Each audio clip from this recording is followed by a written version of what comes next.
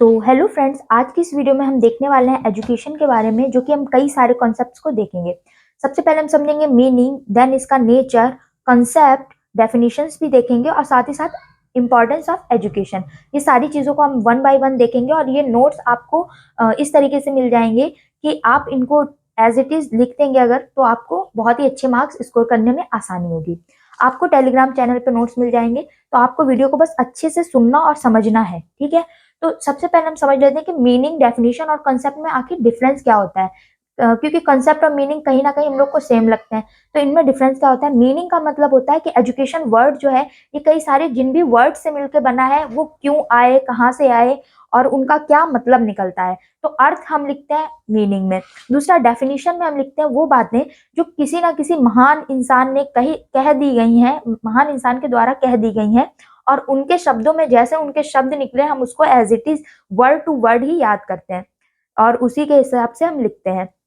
और कंसेप्ट में हम समझते हैं कि एक जो वर्ड हमें मिल जाता है, जैसे कि फॉर एग्जांपल एजुकेशन शब्द जो है, इससे रिलेटेड अगर कोई किसी ने बोला एजुकेशन, तो आपके दिमाग में क्या चीजें आती हैं, क्या लगता है आपको एजुकेशन क्या आती है, उसके रिलेटेड हर एक चीज जिससे कि आप एजुकेशन को एक तरीके से थोड़ा सा बता पाए, उससे रिलेटेड कोई भी चीज जो भी होती है जो हमें समझ में आए, सुनने पे जो हमारे दिमाग में आए, वो हमारा क्या हो जाता है, कंसेप्ट। ठीक है, जैसे कि आपने सुना होगा ना कि कंसेप्ट क्लियर नहीं हो रहा, तो कंसेप्ट का मीन्स है इसके बारे में हर एक चीज, किसने क्या कैसे बनाया है इस शब्द को, क्या इसका मतलब निकाला गया है, तो उससे रिलेटेड हर एक चीज आपको पता हो जाना, वही हो जाता है कंसेप्ट होना। ठीक है, अब हम देखते हैं। तो इस वीडियो में आपके सारे कंसेप्ट्स क्लियर होने वाले हैं, तो हम देख लेते हैं। सबसे पहले मीनिंग देखते हैं। तो मीनिंग एज इट इज मैंने लिख दिया, आप चाहें तो इसको लिख सकते हैं। एजुकेशन एक तरीके की प्रोसेस है जो कि हमारी बर्थ से लेकर डेथ तक चलती रहती है, यानी एजुकेशन एक प्रोसेस जो हम कह सकते हैं। एजुकेशन, अब आप समझ रहे होंगे कि बहुत सारे लोग एजुकेशन की अगर आप बात करें तो वो लोग कहेंगे कि एजुकेशन हमें स्कूल से मिलती है या हमें कॉलेजेस से मिलती है। बट एजुकेशन का मीन सिर्फ स्कूल की एक बाउंड्री के अंदर जो पढ़ाया जा रहा उसी से रिलेटेड नहीं होती हमारी एजुकेशन। एजुकेशन का मतलब है स्कूल के अंदर तो जो हम लोग सीख रहे हैं वो तो एक उसमें इंक्लूड हो ही जाएगा, साथ ही साथ स्कूल के बाहर भी ऐसा नहीं कि आप बहुत सारी चीजें सीखते नहीं है। आप अपनी फैमिली से, फ्रेंड से, टीवी रियलिटी शो या फिर कई कोई भी चीज जो आप देख रहे हैं, इवन आप ये वीडियो भी देख रहे हैं, आपको स्कूल के अंदर तो नहीं दी जा रही है, तो ये क्या हो गया, ये भी आपके एजुकेशन है। आप कुछ ना कुछ सीख रहे हैं मोबाइल फोन से, इंटरनेट से, हर एक चीज जो भी आप अपने सीख रहे हैं और उसको सीखने के बाद में आपके बिहेवियर में कुछ चेंज आ रहा है। फॉर एग्जाम्पल, इसको अगर आप पढ़ लेंगे तो आपके बिहेवियर में क्या चेंज आ गया आप कहेंगे, तो कहीं ना कहीं आपके दिमाग में, आपके बिहेवियर में चेंज ये आ जाएगा कि आप अपनी कॉपी में अपने आंसर्स को बहुत अच्छी तरीके से लिख पाएंगे, अगर आपने ये सीख लिया कंसेप्ट। तो इसी तरीके से बहुत सारी चीजें जो भी हम सीखते हैं वो हमारा एजुकेशन आ जाएगा, जो कि हम स्कूल में भी सीख सकते हैं या फिर हम स्कूल के बाहर भी सीख सकते हैं। अब हम देख लेते हैं एंटिमोलॉजिकली जो एजुकेशन वर्ड है, इसका मीनिंग क्या होता है। एजुकेशन वर्ड है ये तो हमारा इंग्लिश वर्ड है, ठीक है, बट ये डेराइव हुआ है एक लैटिन वर्ड से। अब वो एक लैटिन वर्ड नहीं, यहाँ पे मेनली 3 लैटिन वर्ड आपको देखने को मिलेंगे। डिफरेंट यूनिवर्सिटीज का जब मैंने स्टडी मटेरियल देखा तो उनके अकॉर्डिंग ये तीनों ही वर्ड आपको कहीं ना कहीं देखने को मिलेंगे। कहीं हो सकता है एक ही मिले, कहीं 2 मिले, कहीं तीनों भी मिल जाए। तो मैंने ये इस वीडियो में कई सारी चीजें कवर करने की कोशिश की है। सो फर्स्ट वर्ड होता है हमारा एजुकेटम, दूसरा होता है एजुसेयर और तीसरा हमारा हो जाएगा एडुकेयर। तो यहाँ पे आप कह सकते हैं एडुकेटम जो है ये 2 वर्ड से फिर मिलके बना है, तो ई प्लस ड्यूको। ई का मीन्स होता है इनर यानी कि अंदर, और ड्यूको का मीन्स होता है डेवलपमेंट, यानी एक बच्चे के अंदर जो भी चीजें हैं, जो भी स्किल्स हैं, उनको डेवलप कर देना ही हमारा एडुकेटम हो जाता, और एजुकेटम से ही हमारा बना है एजुकेशन। ठीक है, और एजुशेयर जो है इसका मीन्स क्या हो जाता है, एडुशेयर टू लीड आउट, यानी किसी को लीड करना या फिर लीड करने की क्षमता देना हम कह सकते हैं, तो वो हमारा क्या हो जाएगा, एजुशेयर, और उसका भी मीन्स क्या हो जाएगा, एजुकेशन।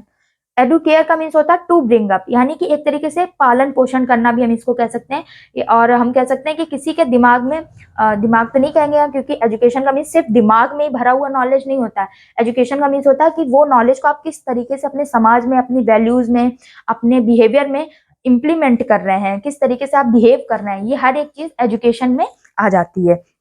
तो ये ब्रिंग अप, तो एक किस तरीके से ब्रिंगिंग अप करनी है, ये भी हमारा एडुकेयर इसका मीन्स हो जाता है, जो कि हमारा एजुकेशन बनता है।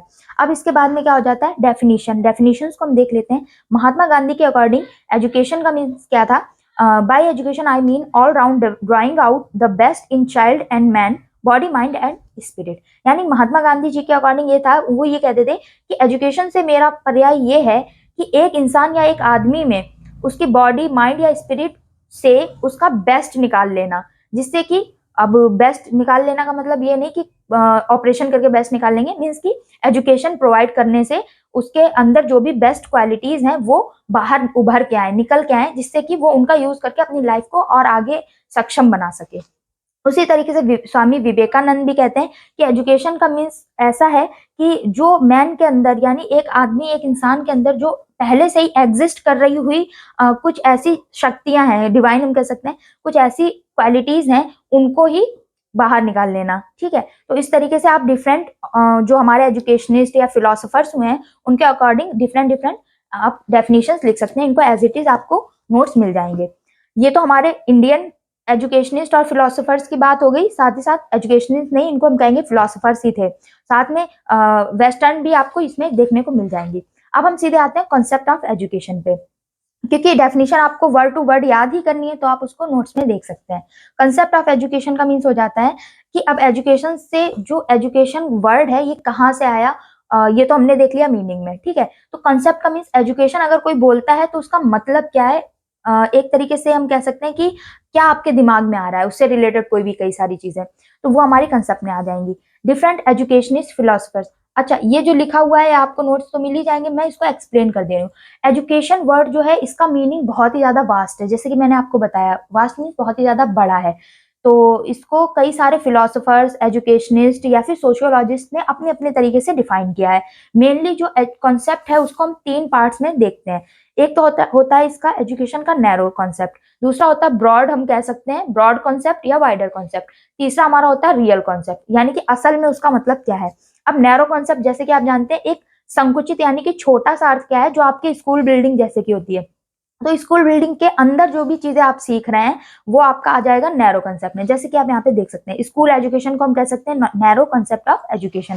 साथ ही साथ ये जनरली हमारा थ्योरेटिकल नॉलेज होती है, क्योंकि ऐसा नहीं कि अगर आपने देखी होगी रियल लाइफ की जो प्रॉब्लम्स होती है वो स्कूल में जो कुछ पढ़ाया गया होता है जरूरी नहीं वो सबका सब हमारी रियल लाइफ प्रॉब्लम्स में इम्प्लीमेंट होके उसको सॉल्व कर दे। तो ये प्रैक्टिकल प्रॉब्लम्स थोड़ी सी अलग होती हैं। स्कूल में जो हमने सीखा होता है वो हमारा थ्योरेटिकल नॉलेज के रूप में ज्यादा हमें देखने को मिलता है।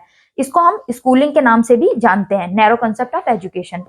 तो हम क्या कह सकते हैं इसके अकॉर्डिंग, आप कुछ स्पेशल जो एजुकेशनिस्ट या फिलोसफर्स हुए हैं उन्होंने कुछ अलग अलग बातें कही हैं, आप इसको लिख देंगे तो आपको एक्स्ट्रा मार्क्स स्कोर करने में आसानी होगी। तो JS मैकेंजी के अकॉर्डिंग आप यहाँ पे देख लेंगे, इसको लर्न कर लेंगे। इसके बाद में हमारा आ जाता है वाइडर या फिर broad concept of education. Broad का मीन्स होता है बहुत ही बड़ा। अब एजुकेशन का बहुत बड़ा मीनिंग से क्या तात्पर्य है कि जो एजुकेशन है वो लाइफ लॉन्ग प्रोसेस है, यानी कि पूरी जिंदगी हमारा एजुकेशन जो है वो चलती रहती है। आप स्कूल में हैं या फिर नहीं है, यानी स्कूल जाने से पहले भी आपको एजुकेशन मिल रही थी, वो एजुकेशन आपको आपकी फैमिली, फ्रेंड्स, सोसाइटी, इन लोगों से मिल रही थी। और स्कूल के बाद में भी, स्कूल जब आपका कंप्लीट हो गया होगा या फिर कॉलेजेस आपके कंप्लीट हो जाएंगे तो उसके बाद में क्या होगा, आप ऑफिस जाएंगे, टीवी देखेंगे, मतलब ऑफिस में जाके टीवी नहीं देखेंगे, ऑफिस जाएं तो वहां से भी कुछ ना कुछ आपको सीखने को मिलेगा, वो भी आपकी एजुकेशन हो जाएगी। नई चीजें आप सीखेंगे, आपको ट्रेनिंग भी मिल सकती है, कोई काम कर रहे हैं। या फिर टीवी जो हो गई, तो टीवी के थ्रू भी हम नई कई सारी चीजें देखते हैं, तो उसमें भी हमें क्या एजुकेशन देखने को मिलती है। इंटरनेट से भी, जैसे आप ये वीडियो देखना है, ऐसा थोड़ी ना कि आपको स्कूल में वीडियो प्रोवाइड करी जा रही है, तो इसके थ्रू भी आप कुछ ना कुछ सीख रहे हैं, तो ये आपकी एजुकेशन है। और उसी एजुकेशन का यूज आप अपने बिहेवियर में चेंज लाने के लिए करेंगे। तो आप ऐसे भी लिख सकते हैं कि education is the process by which we change our behaviour. और हम ये भी कह सकते हैं कि डिजायर्ड बिहेवियर को चेंज करने के लिए, क्योंकि एजुकेशन कभी नेगेटिव इंपैक्ट में नहीं पड़ती है, उससे कुछ ना कुछ अच्छा ही हमारे समाज को मिलना चाहिए। तो अच्छी अच्छी बातें आप सीख रहे हैं, अपने बिहेवियर में इंप्लीमेंट कर रहे हैं, तो यही हमारी एजुकेशन है। अब ये एजुकेशन जो है वो बर्थ से लेकर डेथ तक चलेगी, सिंपल सी बात है। नेक्स्ट यहाँ पे आप लिख सकते हैं, इस वाले ब्रॉड कॉन्सेप्ट में आप लिख सकते हैं अकॉर्डिंग टू प्रोफेसर डमविल। तो डमविल किस तरीके से इसको डिफाइन करते हैं आप उसको भी इंक्लूड कर सकते हैं। इसके बाद में हमारा थर्ड कॉन्सेप्ट ऑफ एजुकेशन आ जाता है, रियल कॉन्सेप्ट ऑफ एजुकेशन। यानी अभी हमने देखा कि नैरो कॉन्सेप्ट क्या है, यानी सिर्फ स्कूल में जो पढ़ रहे हैं वो हमारा नैरो कॉन्सेप्ट। वाइडर या ब्रॉड कॉन्सेप्ट क्या हो गया था, स्कूल के बाहर हमारी family, friends, society, TV, internet, ये वीडियो, ये हर एक चीज ब्रॉड कॉन्सेप्ट में आ गई। तो अब रियल एजुकेशन का मीनिंग क्या है, क्योंकि हमें वो भी तो पता होना चाहिए। अभी तो ये अलग अलग से देख लिया। अब रियल कॉन्सेप्ट सिंपल सी बात है, इसमें जो हम स्कूल में सीख रहे थे और जो हम ब्रॉड लेवल पे सीख रहे रहे हैं, इन दोनों में से इन दोनों का कोऑर्डिनेशन जो है हमारा, वो हमारी रियल एजुकेशन हो जाएगी। क्योंकि स्कूलिंग में जो आप सीख रहे हैं वो ऐसा तो नहीं कि यूजलेस है, सिंपल सी बात है, अगर यूजफुल है तभी तो सिखाया जा रहा है, तो वो आपकी स्कूलिंग की चीजें हो गई। साथ ही साथ जो चीज आप ब्रॉड लेवल पे सीख रहे हैं, प्रैक्टिकल लाइफ में प्रॉब्लम्स आएंगी तो उन्हीं को इम्प्लीमेंट करेंगे, तो उसकी भी आपको जरूरत पड़ने वाली। तो एजुकेशन का मीन्स यही हो गया कि इन दोनों का जो कोऑर्डिनेशन है, नैरो और ब्रॉड कॉन्सेप्ट का, इन दोनों के बीच के कोऑर्डिनेशन से हमारा real concept of education define होता है। Education is a process. फिर यहाँ पे जो नोट्स हैं ये इसी तरीके से आपको यही पूरा जो थ्योरी मैंने आपको समझाई वही लिखी हुई है, तो आपको ये नोट्स मिल जाएंगे टेलीग्राम चैनल पे। अब हमने अपना वो आ जाता है नेचर ऑफ एजुकेशन, यानी कि एजुकेशन जो है उसका नेचर क्या है। यहाँ पे हम देख लेते हैं, फर्स्ट पॉइंट हमारा आ जाता है education is a bipolar process. अब इसमें भी आपको एजुकेशन से रिलेटेड ही कुछ टर्म्स लिखने हैं, यानी कि जो एजुकेशन है वो क्या क्या चीजें हमारी लाइफ में लाती है, या उसके थ्रू क्या क्या चीजें हो रही, वो सारी चीजें आप नेचर ऑफ एजुकेशन में इंक्लूड कर सकते हैं। तो फर्स्ट पॉइंट जैसे कि मैंने बोला, एजुकेशन जो है हमारी वो है हमारी बाइपोलर प्रोसेस। बाइपोलर का मीन्स क्या हो गया कि एजुकेशन दो पोल पे टिकी हुई है, यानी कि एक ऐसी प्रक्रिया है जो दो पोल पे, मतलब एक पोल पे इसका टीचर रहेगा और दूसरे पोल पे स्टूडेंट। टीचर और स्टूडेंट के बीच में जो प्रक्रिया हो रही है, यानी कि टीचर स्टूडेंट को कुछ सिखा रहा है, तो टीचर ही स्टूडेंट को एजुकेशन प्रोवाइड कर रहा है। ये हमारी इसीलिए हमने कह दिया कि एजुकेशन जो है वो बाइपोलर प्रोसेस है, लेकिन ये हमने नहीं कहा, ये कहा है एडम्स जी ने। तो एडम्स जी का आपको नाम याद कर लेना है, ठीक है। इसके बाद में नेक्स्ट पॉइंट हमारा आ जाता है education is a tripolar process. अभी हमने पढ़ा था बाइपोलर, अब हम देख रहे हैं ट्राइपोलर। पोल का मीन्स होता है ध्रुव, यानी कि पॉइंट्स, आप ऐसे याद कर लीजिए, पॉइंट्स नहीं, आपको वहां पे पोल्स ही यूज करना वर्ड, बट समझने के लिए समझ लीजिए पॉइंट्स। अब ये क्या कहते हैं, ये हो गई हमारी जॉन ड्यूवी के अकॉर्डिंग। ये भी एक एजुकेशनिस्ट हम कह सकते हैं या फिलोसोफर कह सकते हैं। तो ये क्या कहते हैं कि एजुकेशन जो है वो ट्राइपोलर है, यानी कि बाइपोलर इन्होंने कहा था एडम्स में, तो इनके अकॉर्डिंग ट्राइपोलर है। इसमें एजुकेशन जो प्रोसेस है उसके होने के लिए तीन लोगों का होना जरूरी है, हमारा फर्स्ट स्टूडेंट, सेकंड टीचर और तीसरा है करिकुलम। स्टूडेंट जो सीख रहा है जिसको एजुकेशन दी जाएगी, टीचर जिसके द्वारा एजुकेशन दी जाएगी, और करिकुलम यानी कि ये एक तरीके से आप कह सकते हैं कि गाइड होगी टीचर के लिए कि इस करिकुलम के थ्रू स्टूडेंट को एजुकेशन दी जाएगी, क्या कराना है, कौन सी वैल्यूज इस स्टूडेंट में डेवलप हो और ये क्या सीखे अपनी लाइफ में। तो ये सब चीजें करिकुलम एक तरीके का आप कह सकते हैं, करिकुलम पेज पे भी लिखा हो सकता है, या करिकुलम एक तरीके से सिलेबस नहीं होता, पहले इस चीज को ध्यान से सुनिए। सिलेबस होता है कुछ डेफिनेट पॉइंट्स, बट करिकुलम का मीन्स होता है कि इस बच्चे में फिजिकल, मॉरल या फिर कॉग्निटिव, दिमाग से रिलेटेड कौन कौन से चेंजेस होने चाहिए एजुकेशन के थ्रू, वो सब आपको करिकुलम में देखने को मिलेगा। तो ये तीनों पॉइंट्स हो गए ट्राइपोलर के। नेक्स्ट इसके बाद में पॉइंट आ जाता है education is a dynamic process. Education जो है वो कभी रुकती नहीं है, स्टैटिक नहीं होती है, डायनेमिक होती है। डायनेमिक का मीन्स होता है लगातार चलने वाली या कंटिन्यूअस प्रोसेस भी आप कह सकते हैं, और बदलती भी रहती है। ऐसा तो नहीं जो चीज आज आप सीख रहे हैं वही एबीसीडी बचपन में सीखी थी तो आज भी एबीसीडी सीख रहे हैं, ऐसा नहीं है। टाइम टू टाइम आप चीजें बदलती रहती हैं, तो एजुकेशन भी बदलती रहेगी, साथ ही साथ चलती रहेगी लगातार, कभी रुकती नहीं है, ठीक है। तो एजुकेशन क्या हो गई, हमारी डायनेमिक प्रोसेस हो गई। नेक्स्ट पॉइंट आ जाता है education is a social process. जो एजुकेशन है वो सोशल प्रोसेस है, सिर्फ एक रूम में बैठ के आप नहीं सीख सकते हैं। अभी आप ये वीडियो हो सकता है अकेले एक रूम में देख रहे हो या आप स्टडी टेबल पे देख रहे हो, बट आपने अभी तक जितनी भी एजुकेशन ली वो हमारी एक सोशल प्रोसेस थी। इवन ये भी एक सोशल प्रोसेस है। मेरी कुछ बातें आपको समझ में आ रही होंगी, आपको अच्छी लग रही होंगी, जो कि आपके काम की बातें हैं point of view, study point of view से, और आपके थ्रू तो अगर आप कमेंट वगैरह करेंगे तो मुझ तक वो बात आ जाएगी। तो ये भी एक सोशल सिस्टम बन रहा है। तो इसके थ्रू क्या हो गया, जो एजुकेशन है हमारी वो एक सोशल प्रोसेस हो गई। नेक्स्ट क्या हो गया, education is a process of development. Education एक ऐसी प्रोसेस है जो हमारी डेवलपमेंट की प्रोसेस रहती है। डेवलपमेंट यानी कि आप ये वीडियो देख रहे हैं तो आपके दिमाग में कहीं ना कहीं कुछ कॉन्सेप्ट्स का डेवलपमेंट हो रहा है। तो एजुकेशन का मीन्स, और फिर सिर्फ पढ़ना ही थोड़ी ना डेवलपमेंट है, सॉरी सिर्फ पढ़ना ही थोड़ी ना एजुकेशन है। एजुकेशन से तो कोई भी चीजें हो जाती है ना। तो एजुकेशन यानी कि डेवलपमेंट कुछ भी हो सकता है आपका, किसी भी तरीके से। आपका मेंटल लेवल पे हो सकता है, इमोशनल लेवल पे हो सकता है। यानी कि अगर आप पहले छोटी छोटी बातों पे रोने लग जाते थे तो आज उन चीजों को मैनेज कर लेते हैं। जैसे एक छोटा बच्चा है, वो पहले लॉलीपॉप के लिए रोएगा, बाद में बड़े होकर धीरे धीरे वो आदतें खत्म हो जाती हैं, समझदार हो जाता है। तो वो भी उसकी एजुकेशन ही है कहीं ना कहीं, क्योंकि उसने अपने आप को अडेप्ट करना, एडजस्ट करना सीख लिया है। तो ये हमारी प्रोसेस ऑफ डेवलपमेंट हो गई।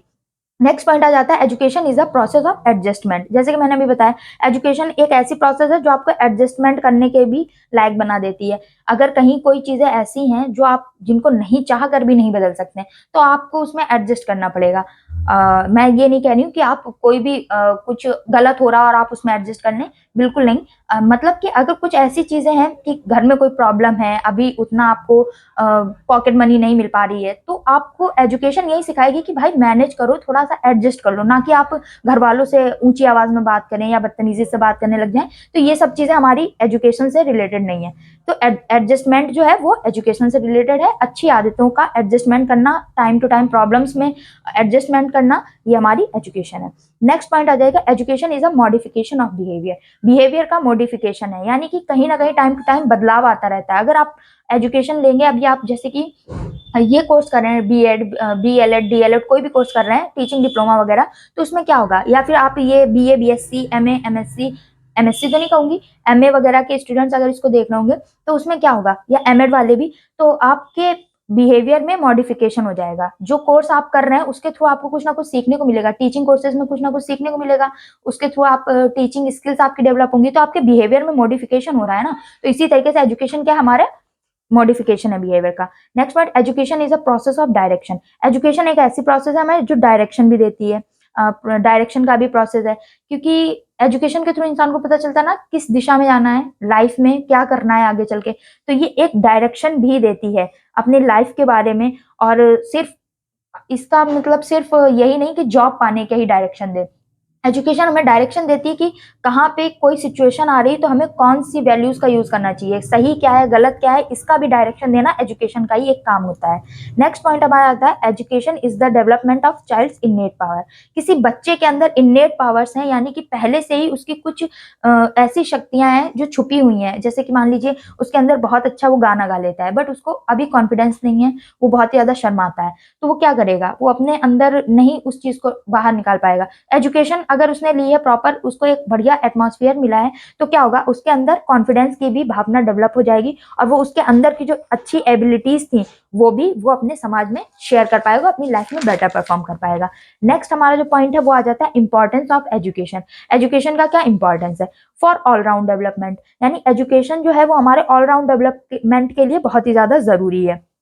Physical, mental, emotional, social development किसी भी तरीके का हो सकता है। फिजिकल आपकी बॉडी से रिलेटेड, और मेंटल हो सकता है आप जो भी आप जिस तरीके से पढ़ रहे हैं, या फिर कॉग्निशन से रिलेटेड भी हम इसको बोल देते हैं। आपके दिमाग की जो भी लॉजिकल थिंकिंग, साइंटिफिक एटीट्यूड, ये सारी चीजें क्या है, दिमाग में जो चीजें आ रही है वो मेंटल डेवलपमेंट हो जाएगा। इमोशनल, यानी कि ब्रेकअप हो जाए तो इतना ज्यादा रोना नहीं है, परेशान नहीं होना, इजिली उस चीज को मैनेज कर लेना, एडजस्ट कर लेना, अडेप्ट कर लेना, तो इमोशनल डेवलपमेंट भी हो गया। दूसरा चीज सोशल डेवलपमेंट, अगर कोई आया है तो हमें नमस्ते करना है, सलाम करना है, किस तरीके से उसके साथ में एडजस्ट करना है, सोसाइटी में किस तरीके से रहना है, ये सारे डेवलपमेंट हमारे एजुकेशन से ही मिलेंगे, तो इसके लिए एजुकेशन बहुत जरूरी है। फॉर कल्चर, हमारे कल्चर के लिए भी, हमारे कल्चर में जैसे कि होता है ना, किसी के कल्चर में साड़ी पहनी जाती है, किसी के कल्चर में बुर्का, तो कहीं पे सलवार कमीज, या फिर क्रिश्चियंस में ऐसा कुछ भी नहीं होता, कुछ अलग टाइप की ड्रेसेस होती हैं। तो ये जो कल्चर है, ये भी हमें एजुकेशन क्या करती है, एजुकेशन कल्चर को हमारे प्रिजर्व रखने में, यानी कि जो कल्चर चल रहा है वो हमारे किस तरीके से संस्कृति पिछले जमाने से चली आ रही है, और आज भी वो हमारा प्रिजर्व रहे, उसको हम आगे ले चलें, और आगे आने वाली जनरेशन्स को भी वो ट्रांसमिट करें अपने कल्चर को। तो ये सब हमें एजुकेशन से मिलता है, क्योंकि कई सारे बच्चे स्कूल में सीखते हैं, स्कूल में प्रेयर्स वगैरह कराई जाती हैं कि गॉड को याद करना है, ऊपर वाले को याद करना है, तो ये भी हमारा कल्चर है। अब कल्चर का मतलब ये नहीं है कि पहले बाल विवाह होता था तो उसको आज भी प्रमोट करना है, ऐसा नहीं है। जो चीजें कुरीतियां हैं उनको हटाना है और अच्छे कल्चर को प्रमोट करना है, ये चीजें हैं हमारे कल्चर के प्रमोशन के लिए भी, प्रिजर्वेशन के लिए और ट्रांसमिशन, तीनों के लिए ही हमारे एजुकेशन बहुत ही ज्यादा जरूरी होती है। सोशलाइजेशन के लिए, सोशलाइजेशन प्रोसेस जो होती है वो एजुकेशन के थ्रू भी होती है, और सोशलाइजेशन के थ्रू एजुकेशन भी होती है, दोनों चीजें एक दूसरे से इंटरकनेक्टेड रहती हैं। बट यहाँ पे हम देख लेते हैं एजुकेशन कैसे सोशलाइजेशन को इफेक्ट करती है। अगर एजुकेशन बढ़िया है, तो आप अगर किसी एक माहौल में, एक सोसाइटी में गए हैं, अभी आप अपने घर पे हैं, कल को कहीं और आपकी पोस्टिंग हो जाए, या आपको जॉब के पर्पज से कहीं और जाना पड़ जाए, तो आपको क्या करना पड़ेगा कि आप वहां जाके, अगर आप वेल एजुकेटेड हैं, तो आप वहां के कल्चर को समझेंगे, वहां की सोसाइटी को समझेंगे, और वहां पे थोड़ा सा मैनेज करने की कोशिश करेंगे, ना कि वहां जाके लड़ने लग जाएंगे कि नहीं यहाँ मेरे घर जैसा कुछ नहीं तो मैं यहाँ पे लड़ूंगा, ऐसा कुछ नहीं होगा। तो वो क्या होगा, ये जो सोशलाइजेशन की प्रोसेस है इसमें भी एजुकेशन आपको कहीं ना कहीं हेल्प करेगी। दूसरा क्या हो जाएगा, to adjust and adapt in various condition. बहुत सारी जो कंडीशंस है उसमें आपको अडेप्ट करने में, एडजस्ट करने में भी एजुकेशन आपको बहुत ही ज़्यादा हेल्प करेगी। जैसे कि अभी मैंने बताया था कि अगर घर में कोई प्रॉब्लम है, शायद नहीं बताया या नहीं बताया मुझे नहीं पता, मान लीजिए आपके घर में कोई भी प्रॉब्लम है, तो हम एग्जाम्पल ले लेते हैं, फाइनेंशियल थोड़ी सी प्रॉब्लम है, तो उसके लिए क्या करना पड़ता है। ऐसा थोड़ी ना कि अगर पापा पॉकेट मनी नहीं दे पा रहे हैं या मम्मी थोड़े से पैसे नहीं दे पा रही, तो आप लड़ने लग जाए, चिल्लाने लग जाए। उस चीज को अडेप्ट करना है, एडजस्ट करना है। एजुकेशन हमें यही सिखाती है कि अगर कोई प्रॉब्लम है फाइनेंशियल या इकोनॉमिकल, तो उसको एडजस्ट करा जाता है। थोड़े दिन के लिए खर्चे रोक दो, थोड़े काम की चीजें ही खर्च कर लो, फालतू के खर्चे अगर हम रोक लेंगे तो क्या होगा, ये अडेप्ट करना और एडजस्ट करना भी हमारी एजुकेशन ही सिखाती है। ह्यूमैनिटी की वैल्यू, ये भी हमारी एजुकेशन हमें सिखाती है कि जरूरी नहीं सिर्फ पैसे के पीछे भागना है, फिर चाहे कोई मरे या जिए।